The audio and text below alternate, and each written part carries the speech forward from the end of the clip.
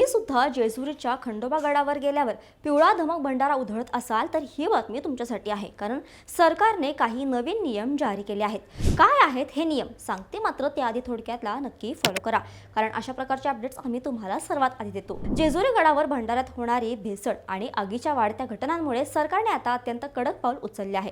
अन्न व औषध प्रशासनाने मंत्री नरहरी झिरवळ यांनी आता भंडाऱ्यासाठी विशेष धोरण जाहीर केले असून यापुढे गडावर केवळ 100% शुद्ध हळदीचाच भंडारा वापरणं अनिवार्य असेल। भेसळयुक्त भंडारा विकणाऱ्या विक्रेत्यांना आता अन्न सुरक्षा कायद्यानुसार परवाना घेणं बंधनकारक असून नियम मोडल्यास थेट जेलची हवा खावी लागेल। भाविकांच्या डोळ्यांना आणि त्वचेला होणारा त्रास रोखण्यासाठी गडावर ठिकठिकाणी तपासणी पथके तैनात करण्यात आली आहे। आता तुम्हाला गडावर केवळ प्रमाणित आणि सुरक्षित भंडाराच उधळता येणार आहे, ज्यामुळे तुमची वारी अधिक सुखकर आणि मंगलमय होईल। आम्हाला सांगा, तुम्ही शेवटच्या वेळी जेजुरीला कधी गेला होता? तुमचं मत खाली कमेंट्समध्ये नक्की कळवा आणि अशाच घडामोडींसाठी थोडक्यातला फॉलो आणि सबस्क्राइब करायला विसरू नका। बातमी म्हणजे थोडक्यात।